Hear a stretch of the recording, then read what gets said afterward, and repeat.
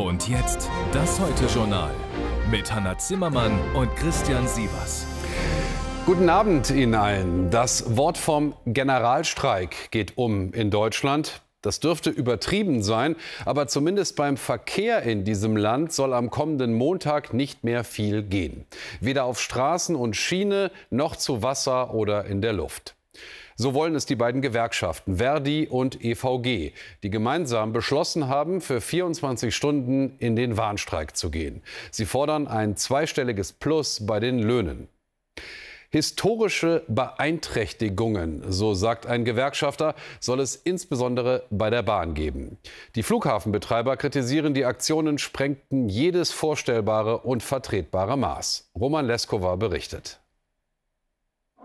Von Megastreik ist mittlerweile die Rede. Fest steht, der Weg zur Arbeit könnte lang dauern am Montag. Verdi ruft zum 24-stündigen Ausstand auf, allein im Nahverkehr in 7 Bundesländern. Der Tarifkonflikt eskaliert damit immer weiter. Die jeweiligen Arbeitgeber versuchen uns mit warmen Worten und unzureichenden Angeboten abzuspeisen. Und deshalb haben wir uns dazu entschlossen, mit vereinter Kraft in den laufenden Tarifverhandlungen zu handeln. Was das heißt, werden auch Flugreisende erfahren. Bis auf Berlin sollen alle Verkehrsflughäfen vom Warnstreik betroffen sein. München etwa kündigt an, schon am Sonntag gebe es keinen regulären Betrieb mehr. Nicht viel besser die Situation für Bahnkunden. Von Konzernseite heißt es, der Fernverkehr werde am Montag komplett eingestellt. Die drastischen Auswirkungen drohen, weil Verdi und die Eisenbahngewerkschaft EVG gemeinsam zum Arbeitskampf aufrufen. Es werden ganze Schichten ausfallen. Deswegen empfehlen wir den Reisenden, die am Sonntag mit Bussen und Bahnen im Fern- und Nahverkehr unterwegs sind, vor allem im Fernverkehr, rechtzeitig am Ziel zu sein, weil es durchaus Schichten geben kann, die bereits am Sonntagabend in den Montag hineingehen. Die Tarifverhandlungen haken trotz konkreter Angebote in beiden Fällen. Für den öffentlichen Dienst verlangt Verdi 10,5% mehr Lohn, mindestens aber 500 €. Die Arbeitgeber bieten hier 5% in 2 Schritten, einen einmaligen Inflationsausgleich von 2.500 € in 2 Schritten und eine Anhebung der Jahressonderzahlung. Verdi hält das Angebot für ungenügend, insbesondere für mittlere und untere Lohngruppen. Die Arbeitgeber halten dagegen, erklären den Warnstreik für unverhältnismäßig. Die Bahn ärgert zudem, dass ihre nächste Verhandlungsrunde erst in einigen Wochen stattfindet. Wir erwarten, dass die EVG an den Verhandlungstisch zurückkehrt und wir dort unmittelbar zu Lösungen finden. Es kann nicht ernst der Gewerkschaft sein, jetzt 4 Wochen lang nicht verhandeln zu wollen, aber flächendeckend die Bundesrepublik Deutschland lahmzulegen. Egal, wohin es geht, es droht auf jeden Fall ein beschwerlicher Montag. Der Ärger hält sich bei vielen trotzdem in Grenzen. Ich bin auch dieses Mal wieder betroffen, aber ich glaube, es ist ein wichtiges Mittel, um die Forderungen durchzubekommen. Es ist gut, die Gehälter müssen steigen, weil die Preise sind gestiegen. Grundsätzlich das Anliegen kann ich nachvollziehen, aber für mich selber ist es anstrengend, weil ich halt viel unterwegs bin. Ich finde, das ist ein legitimes Mittel im Arbeitskampf. Was bleibt, ist das eigene Auto. Doch auch auf den Straßen könnte Chaos drohen, warnt der ADAC. Wer kann, sollte Fahrten am kommenden Montag am besten verschieben. Wie viel Verständnis die Menschen in diesem Land für einen solchen Großstreik haben, parallel zu laufenden Verhandlungen, das wird sich tatsächlich dann am Montag zeigen. Bis Dienstag, auch nicht mehr lange hin, wollen Europaparlament und Europäische Kommission Klarheit haben, wie es die deutsche Regierung mit dem Verbrennermotor hält. Dazu liegt ein fast schon rechtskräftiges Gesetz vor, das das Aus für Verbrenner ab 2035 bedeutet. Die Autoindustrie hat sich längst darauf eingestellt, aber dann legte die FDP per Machtwort aus Berlin kurzfristig Widerspruch ein und will Extraregeln für sogenannte E-Fuels. In Brüssel kommt zu Verwunderung jetzt Verärgerung über diese Haltung und die Sorge, Deutschland könnte das gesamte Klimaschutzprogramm der EU aufs Spiel setzen.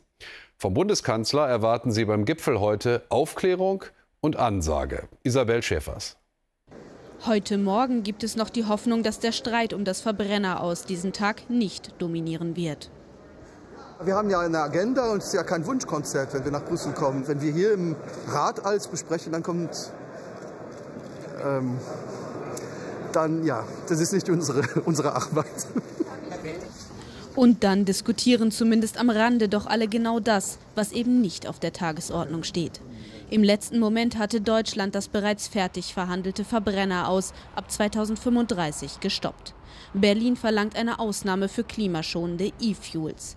Der Bundeskanzler stellt sich heute ausdrücklich hinter die Position der FDP, hieran festzuhalten. Es gibt klare Verständigung in Europa. Dazu zählt auch die von allen unterschriebene Vorstellung, dass es eine Regelung geben soll, die die Europäische Kommission vorschlägt, die sicherstellt, dass nach 2035 Fahrzeuge, die ausschließlich mit E-Fuels betrieben werden können, weiter zugelassen werden können. Das ist schon Konsens. Wie genau dieser Konsens aussieht, ist allerdings nicht klar. Ein Vorschlag der EU-Kommission sieht vor, dass Fahrzeuge, die ausschließlich mit emissionsfreien Kraftstoffen betrieben werden, auch nach 2035 weiter hergestellt werden dürfen. Allerdings nur, wenn technisch sichergestellt ist, dass sie nicht mit herkömmlichen Kraftstoffen betrieben werden können.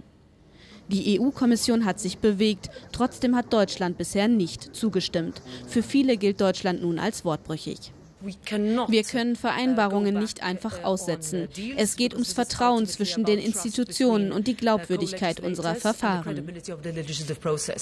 Das finde ich sehr beunruhigend. Wenn ein Mitgliedstaat so handelt, was hindert andere, genauso zu handeln?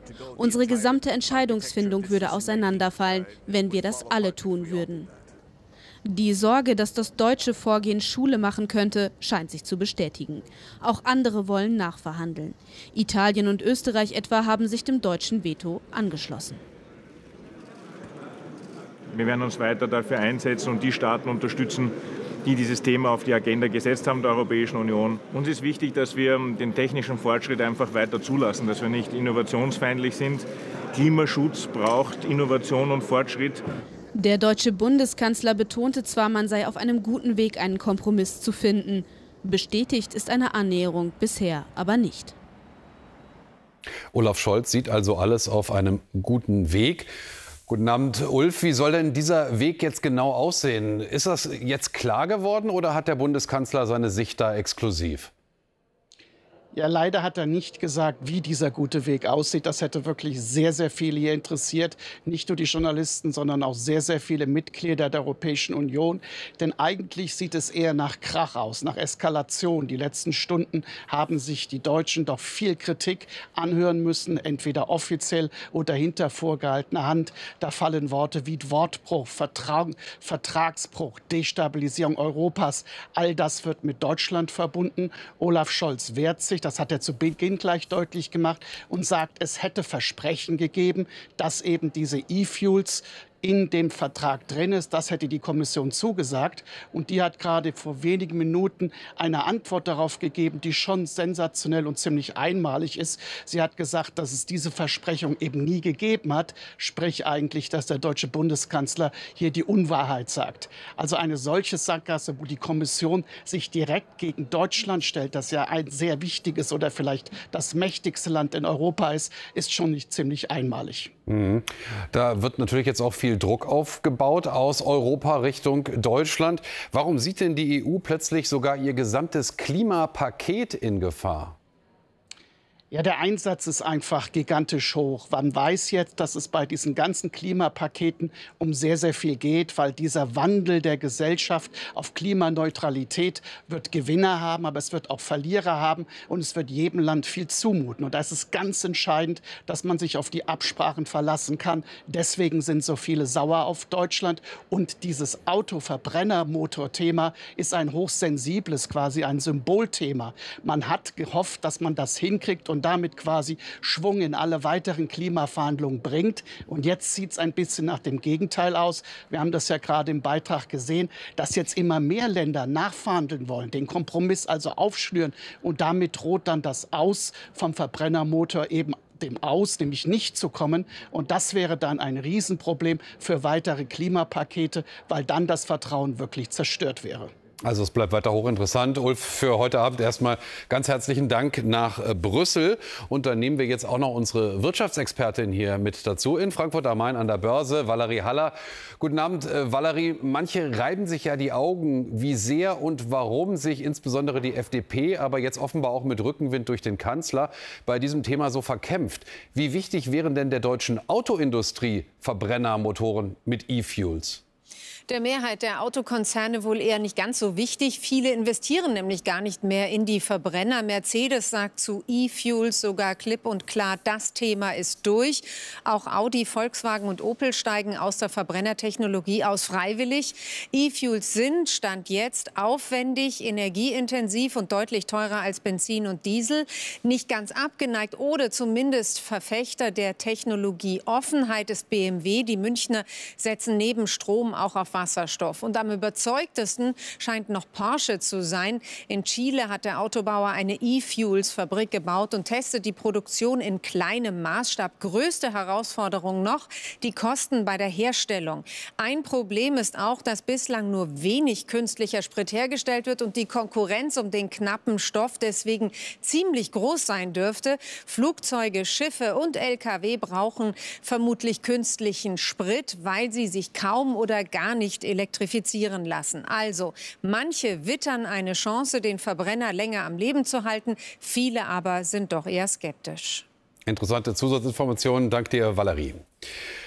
Und der weitere Blick auf die Welt jetzt. Und da gucken wir zunächst nach Israel, wo der von allen Bibi genannte Rekordministerpräsident ernst macht mit einem Gesetz, das wie zugeschnitten scheint auf Bibi selbst. Hanna. Ja, ganz genau. In Israel hat das Parlament ein Gesetz verabschiedet, das eine Amtsenthebung des Regierungschefs deutlich erschwert. Konkret sieht es vor, dass der Ministerpräsident nur dann abgesetzt werden kann, wenn er sich selbst oder wenn 3/4 der Kabinettsmitglieder ihn wegen gesundheitlicher oder psychischer Gründe als regierungsunfähig einstufen. Korruptionsvorwürfe, wie es sie gegen Netanyahu gibt, reichen nicht aus. Das Gesetz ist Teil der umstrittenen Justizreform der rechtsreligiösen Regierung, gegen die seit Monaten protestiert wird. Auch heute wurden wieder landesweit Straßen blockiert, wie hier in Tel Aviv. Die Ukraine bereitet offenbar in der Nähe der von russischen Truppen fast vollständig umzingelten Stadt Bachmut eine Gegenoffensive vor. Das teilte der Befehlshaber der ukrainischen Bodentruppen auf Telegram mit. Erst gestern hatte der ukrainische Präsident Selenskyj die Front bei Bachmut besucht. Heute reiste er in die Region Cherson im Süden des Landes, wo er sich unter anderem ein Bild von der zerstörten Infrastruktur machte. Mit landesweiten Demonstrationen, Blockaden und Streiks haben mehr als 1 Million Französinnen und Franzosen erneut gegen die Rentenreform protestiert. Dabei kam es in Paris und anderen Städten zu gewaltsamen Ausschreitungen. Die Polizei setzte Tränengas und Wasserwerfer ein. Laut Frankreichs Innenminister Darmanin wurden mehr als 120 Einsatzkräfte verletzt und mehr als 80 Personen festgenommen. Die Wut der Demonstrierenden richtet sich auch gegen den französischen Präsidenten Macron, der das Paket ohne Parlamentsabstimmung durchgesetzt hat. Die Reform sieht vor, dass das Renteneintrittsalter auf 64 Jahre angehoben wird. Außenministerin Baerbock hat Nordmazedonien die Unterstützung Deutschlands im EU-Beitrittsprozess zugesichert. Es müssten alle Hebel in Bewegung gesetzt werden, damit der Prozess rasch weitergehe, erklärte die Ministerin bei ihrem Besuch in der Hauptstadt Skopje, auch mit Blick auf eine mögliche russische Einflussnahme auf das Land. Zudem verwies Baerbock auf nötige Reformen. Nordmazedonien ist seit 2005 EU-Beitrittskandidat. Am Nachmittag reiste Baerbock weiter nach Georgien. Auch hier soll es um den angestrebten EU-Beitritt gehen.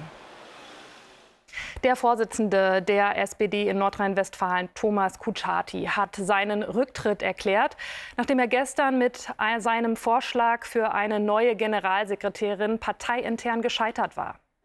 Kutschaty, der auch stellvertretender SPD-Bundesvorsitzender ist, hatte bei der NRW-Landtagswahl vor 10 Monaten als Spitzenkandidat ein historisch schlechtes Ergebnis eingefahren. Am 6. Mai muss ein SPD-Landesparteitag nun über die künftige Führung entscheiden. Es gibt im Nahen Osten an besonders legendären Imbissbuden häufiger ein großes Schild zu sehen. Darauf steht: Wir sind das Original, Vorsicht vor Nachahmern. Das Schild führt meist nicht viel weiter, weil der Imbiss mit demselben Namen etwas weiter weg auch so eins hat und dasselbe draufsteht. Bei der AfD im Bundesland Bremen ist es ähnlich. Es gibt sie gleich zweimal sozusagen. Zumindest behaupten gleich zwei konkurrierende AfD-Listen jeweils von sich, sie seien die echte. Hintergrund: Seit vergangenem Jahr streiten sich zwei AfD-Landesvorstände, welcher von ihnen legitim ist. Dem Landeswahlausschuss in Bremen hat jetzt keine von beiden zugelassen. Und damit darf die AfD bei der Bürgerschaftswahl am 14. Mai gar nicht antreten. Die Reaktionen hat Kai Niklasch.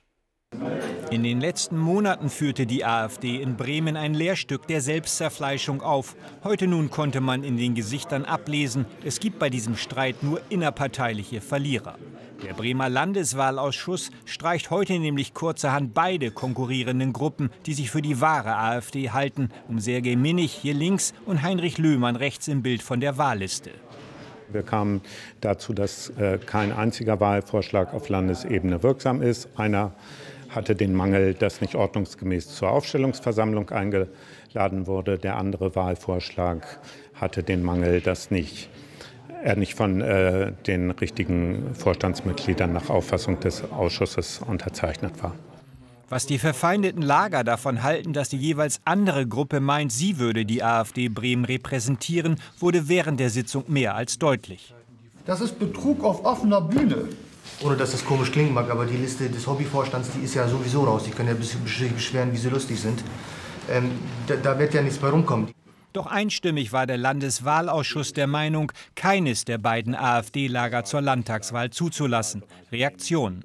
Ich bin enttäuscht, weil unsere Liste hatte nur einen Mangel. Das Mangel war die Einladung. Wir hatten öffentlich eingeladen und durch ein Mail des Bundesvorstandes waren alle Mitglieder erreicht. Und somit gingen wir davon aus, dass unsere Liste akzeptiert wird. Wir werden dann auch die Wahl anfechten, wir werden vor Gericht gehen, wir werden jede Möglichkeit, die uns zur Verfügung stehen, nutzen, um dann eben auch Gerechtigkeit zu bekommen. Der Wahlbereichsausschuss hatte zunächst den AfD-Wahlvorschlag für Bremerhaven zugelassen. Nun wurde aber auch diese Entscheidung mit der heutigen höheren Instanz gekippt. Das Bremer Wahlrecht sieht vor, wenn im Wahlbereich Bremerhaven oder im Wahlbereich Bremen die 5%-Hürde übersprungen wird, kommt die Partei in den Landtag. Doch heute wurden für die AfD alle Möglichkeiten versperrt, in die Bürgerschaft einzuziehen, mit möglichen Nachspielen. Dann im schlimmsten Fall hätten wir Berliner Verhältnisse. Das heißt sozusagen, wenn das Ganze dann nach der Wahl erst festgestellt wird und es wird festgestellt, man hätte eine der beiden Listen zulassen müssen, ja, dann waren sozusagen die Bedingungen nicht gleichwertig bei dieser Wahl für alle teilnehmenden Parteien und Wählervereinigungen. Und dann müsste eventuell die Wahl wiederholt werden. Das wäre natürlich sozusagen das schlechteste Szenario, was wir uns vorstellen können. Die Wählervereinigung Bürger in Wut hofft nun darauf, am 14. Mai Sammelbecken für Protestwähler im Land Bremen zu werden, jetzt wo die AfD nicht zugelassen ist. Im Osten Deutschlands steht die AfD anders da und sie sorgt gerade bei der CDU für einiges an Kopfzerbrechen. Wie einer starken AfD begegnen, ihr Stimmen abjagen und dennoch CDU bleiben. Eine Partei auf der Suche nach sich selbst. In mehreren Regionalkonferenzen diskutiert sie über Ideen für ein neues Grundsatzprogramm. Und da kommt die Frage auf, ob die CDU sich zwei Perspektiven dazu leisten kann, eine Ost, eine West. Heute will der Parteichef seine Basis hören in Schkeuditz bei Leipzig. Mathis Feldhoff ist dabei. Der Auftritt ist glatt parteitagsreif. Friedrich Merz und die Parteiprominenz ziehen ein zur Regionalkonferenz in Schkeuditz bei Leipzig. Ein neues Grundsatzprogramm will man erarbeiten und Merz will der Union seinen Stempel aufdrücken. In den letzten Jahren hat die CDU den Kontakt zu ihrer Basis verloren. Das neue Grundsatzprogramm soll diese entstandene Lücke auch zwischen Ost und West wieder schließen. Ich glaube, das ist doch das, was eine Partei spannend und ausmacht, dass es Thüringer und Sachsen gibt, die sagen, Mensch, bei uns sehen das die Bürger vielleicht anders als bei euch. Die Menschen im Osten ticken anders und sind eine Art Seismograph für ganz Deutschland. So schreibt man es der CDU-Spitze in Schkeuditz ins Stammbuch. Friedrich Merz ist der Hoffnungsträger all derjenigen, die dabei waren, sich abzuwenden von der CDU. Seit einem Jahr versucht er seiner Partei wieder mehr Profil zu geben. Durchaus auch mit Reizthemen wie einer klaren Abgrenzung von der AfD oder der Klimapolitik. Die überragende Frage der Menschheit, vor die sie heute jenseits von Krieg und Frieden gestellt wird, ist die Umweltpolitik, ist die Bewahrung der Schöpfung, die Vermeidung eines weiter voranschreitenden Klimawandels. Und lassen Sie mich das auch in dieser Klarheit und Deutlichkeit sagen. Niemand von uns sollte bestreiten, dass dies ein wahrhaft ernsthaftes, großes Problem ist. Für den Mann, der als One-Man-Show den Parteivorsitz erobert hat, ist seine Rolle ein Dilemma. Der CDU seinen Stempel aufdrücken und gleichzeitig breiter aufstellen. Ich weiß doch, dass ich keinen Erfolg habe, wenn ich in der Partei oder in der Bundestagsfraktion alles selber mache. Wir brauchen Gesichter. Wir brauchen Gesichter, die sich mit Themen verbinden. Und wir brauchen natürlich auch jüngere Gesichter, als ich es bin. Doch die anderen Gesichter, gerade die der Ost-CDU, formulieren auch mal handfester und klarer. Und da wird auch mal angedeutet, dass die Ampelpolitik irgendwie an die Politik der DDR erinnert. Wer schon mal eine sozusagen autokratische Herangehensweise von Politik erlebt hat, der hat ein hohes Sensorium entwickelt dafür, ob in gewisser Weise ähnliche Mechanismen wieder politisch gespielt werden sollen. Es scheint eine Arbeitsteilung, die gut funktioniert. Merz, der Parteichef, der präsidiert, die anderen, die polarisieren. Heute super Rede. Ich glaube, das ist schon richtig beschrieben mit Rede mit Kompass. Ich bin sehr gespannt, was am Ende dabei herauskommt in hoffentlich 2 Jahren. Schauen wir mal. Es ist wichtig, ja, dass wir da alle mit einbezogen werden. Und es gibt natürlich ein bisschen nochmal so einen Schub für die nächste Arbeit, für die nächsten Jahre jetzt. Der offene Streit bleibt heute aus in Schkeuditz. Vielleicht ist ein Grundsatzprogramm auch zu grundsätzlich. Aber die Kluft zwischen Parteispitze und Basis scheint kleiner geworden. Donnerstagabend bei uns nochmal du, Hanna. Ja, und da schauen wir auf die Frühjahrskonferenz der Agrarministerinnen und Minister. Bei den Beratungen im schleswig-holsteinischen Büsum geht es noch bis morgen. Unter anderem um das von der EU-Kommission geplante Verbot von Grundschleppnetzen in Meeresschutzgebieten. Dagegen protestierten zahlreiche Fischer in direkter Nähe zum Tagungsort. Sie befürchten bei einem Verbot das Aus für ihren Berufszweig. Grundschleppnetze stehen in der Kritik, weil sie den Meeresboden beschädigen können. Im US-Bundesstaat Kalifornien sind bei Unwettern mindestens 5 Menschen ums Leben gekommen. Im Großraum Los Angeles wurden durch einen Tornado Dächer von mehreren Gebäuden sowie Autos stark beschädigt. Schon seit Januar regnet es in Kalifornien ungewöhnlich stark. Dabei kommt es immer wieder zu Überschwemmungen und Erdrutschen. Für gläubige Musliminnen und Muslime ist heute ein besonderer Tag, denn der Fastenmonat Ramadan hat begonnen. Das bedeutet, dass erwachsene Muslime von Morgendämmerung bis Sonnenuntergang unter anderem auf Essen und Trinken verzichten. Beendet wird der Ramadan in 4 Wochen mit dem Fest des Fastenbrechens. Ja, all unseren muslimischen Zuschauerinnen und Zuschauern Ramadan Karim. Wenn eine Band mehr als 100 Millionen Platten, Musikkassetten, CDs, Downloads verkauft hat, dann ist sie erstens schon verdammt lang im Geschäft und zweitens verdammt erfolgreich. Über Depeche Mode muss ich nicht viel sagen, außer dass die Band ein neues Album hat und viel zu verarbeiten.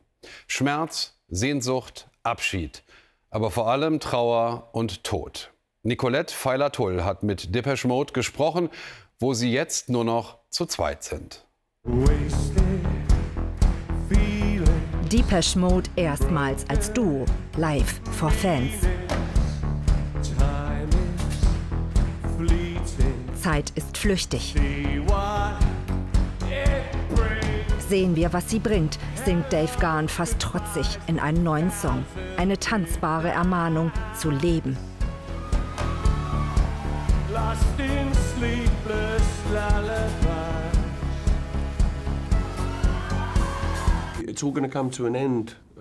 Alles wird irgendwann ein Ende haben. Für jeden von uns. In der westlichen Welt missbilligen wir das irgendwie, schieben das oft weg. Aber es ist doch für jeden von uns so. Wir haben entschieden, uns ganz auf Musik zu fokussieren und nicht in unserem Elend zu schwelgen.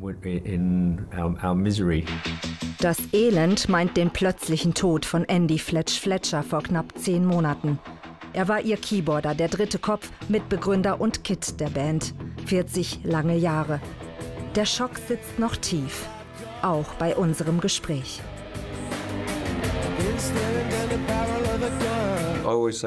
Ich sag immer, Fletch war der größte Halt für uns, für die Band, für Martin, für Depeche Mode. Sein Tod ist unfassbar. Warum? Es erinnert an die eigene Sterblichkeit, an all die Leute um einen herum, die Freunde, die Familie. Man fängt an, sehr viel mehr über den Tod nachzudenken. Melancholie gehört zum Geschäft von Depeche Mode, Weitermachen auch. Für Fletch, wie sie betonen. Wie geschmiedet ist da der Albumtitel Memento Mori, bedenke deine Sterblichkeit. Ein Abgesang auf Depeche Mode? Nein, aber dystopisch.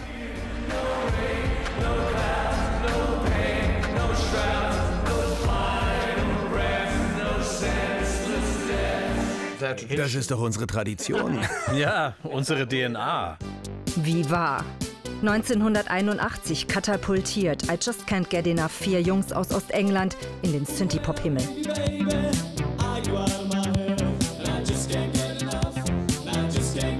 Aus 4 wurden 3 Bandmitglieder. Immer schon haben Depeche Mode potenziell bandauslöschende Ereignisse überstanden. 1996 war Gaan aufgrund einer Drogenüberdosis der erste klinisch Tote der Band für 2 Minuten. Die Frage drängt sich auf, was heißt es, tot zu sein? Für mich war da nichts. Zu denken, dass es so etwas Erstaunliches gibt wie das Leben nach dem Tod, ist schon ziemlich gierig. Es war einfach das Ende. Wie das Ende einer Batterie. Schluss, aus.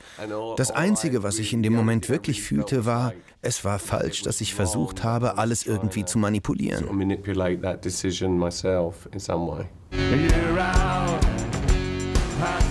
Depeche Mode, so diesseitig, so lebendig. Memento Mori ist sicher nicht das Ende.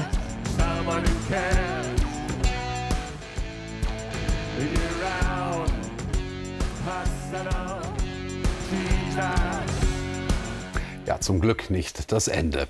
Spannende Diskussion. Nach uns bei der Kollegin Maybrit Illner. Heizung, Strom, Ampelstreit, Klimaretten auf die harte Tour? Fragezeichen. Und gegen 0:30 Uhr gibt es dann unser Heute-Journal-Update. Ein Thema ist dann die Diskussion rund um ein TikTok-Verbot in den USA.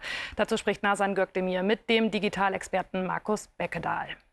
Morgen freuen sich hier Marietta Slomka und Heinz Wolf auf Sie und von uns einen angenehmen Abend. Tschüss.